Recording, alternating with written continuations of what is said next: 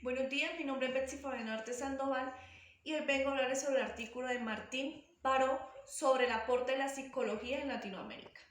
El aporte de la psicología como ciencia y como praxis a la historia de los pueblos latinoamericanos es extremadamente pobre. La psicología latinoamericana mantiene una dependencia servil al plantearse problemas y buscar soluciones, y especialmente al margen de los grandes movimientos e inquietudes de los pueblos latinoamericanos. Esta precariedad del aporte a los pueblos se aprecia cuando se compara con otras ramas, como la literatura. Se aprecia bastante más sobre la psicología de nuestros pueblos leyendo una novela de García Márquez o de Vargas Llosa que los trabajos técnicos que pueden existir sobre el carácter y la personalidad.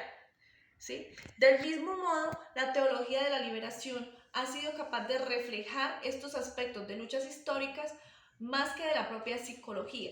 A diferencia de la cultura sajona, la cultura latina tiene a conceder un importante papel a las características de las personas y las relaciones interpersonales. En nuestro caso, el psicologismo sirvió para fortalecer directa o indirectamente las estructuras opresivas al desviar la atención hacia los factores individuales y subjetivos. Tres principales causas relacionadas entre sí de la miseria en la psicología son mimetismo cientista. Es casi la totalidad de nuestros esquemas teóricos y prácticos han sido importados de Estados Unidos, no propio de nosotros. El problema no radica en la validez, virtudes o defectos que puedan tener las teorías, sino la aceptación acrítica de estos modelos. Ahora bien, la carencia de una epistemología adecuada son los modelos dominantes de la psicología. Se fundan en una serie de presupuestos que rara vez se discuten o proponen alternativas. Los 5 presupuestos son los siguientes. El positivismo, que es la concepción de la ciencia que considera que el movimiento debe limitarse a los datos positivos, a los hechos y a sus relaciones empíricamente verificables, descartando todo lo que pueda ser caracterizado como metafísica. Parcializa la realidad humana y se ciega a sus significados más importantes. Ahora bien, en el individualismo se ignora la realidad de las estructuras sociales, reduciendo los problemas estructurales a problemas personales. Problemas personales. Cuando en realidad la individualidad se produce la dialéctica de las relaciones interpersonales. Ahora bien, el hedonismo pretende que detrás de todo comportamiento hay siempre y por principio una búsqueda de placer o satisfacción. Es cegarnos a una forma distinta del ser humano, o por lo menos a una faceta distinta, o por lo menos una faceta distinta tan real como la otra realidad. O la otra realidad. La visión homeostática, esto nos lleva a rechazar todo cambio y desequilibrio, a valorar como malo todo aquello que representa ruptura, conflicto y crisis. Ahora bien, el ahistoricismo es aceptar modelos transculturales y transhistóricos, elaborados en circunstancias distintas a las nuestras. Puede llevarnos a una gran distorsión de la realidad, de lo que en realidad son nuestros pueblos. Ahora, los falsos dilemas, la dependencia de la psicología latinoamericana de otros lugares del mundo nos han llevado a que esta sea de debate sobre la base de los falsos dilemas, que no responden a los interrogantes de nuestra realidad. Los 3 dilemas que todavía siguen vigentes son: El primer dilema, quizá que ya es el más superado en los centros académicos, es psicología científica con psicología del alma. El segundo dilema, más vigente que el anterior, es la psicología humanista con psicología materialista o deshumanizadora. Y el tercer dilema es el de la psicología reaccionaria con la psicología progresista. Bueno, la primera es aquella cuya aplicación lleva al afianzamiento de un orden social injusto. En cambio, la segunda ayuda a los pueblos a progresar, a encontrar el camino de su realización histórica, personal y colectiva. Lo que hace reaccionaria o progresista es su capacidad para explicar u ocultar la realidad y sobre todo reforzar y transformar el orden social. Ahora bien, vamos a hablar vamos a ver hacia una psicología de la liberación.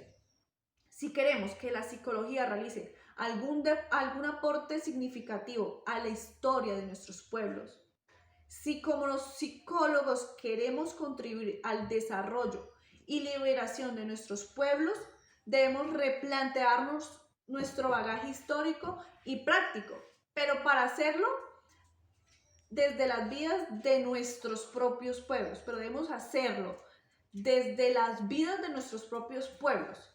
Para lograr esto, debemos elaborar una psicología de la liberación. Para esto tenemos tres intuiciones importantes de la teología de la liberación. Entonces, la primera es que el cristianismo debe asumir que su principal tarea religiosa debe ser promover la vida y en el caso de los problemas latinoamericanos, esta búsqueda desde las estructuras sociales y personales que mantienen una situación de opresión moral de las mayorías.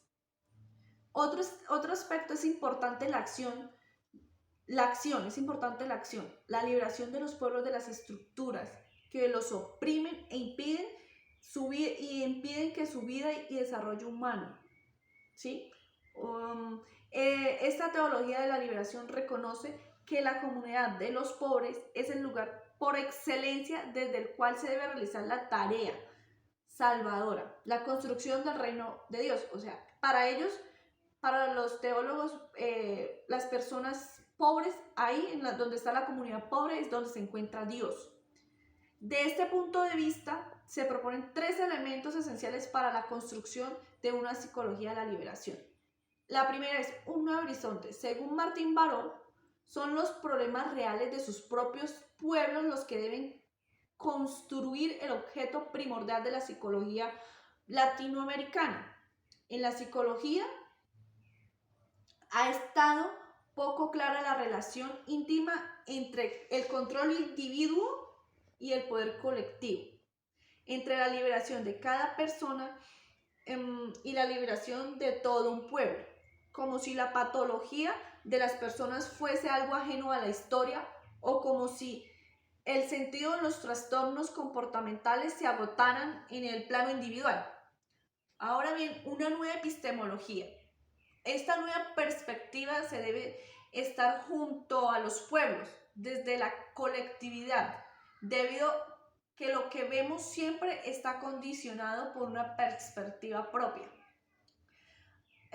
Vamos a hablar de una nueva praxis. El conocimiento práctico que se adquiere mediante la investigación participativa debe encaminarse hacia el logro de un poder popular, un poder que permita a los pueblos volverse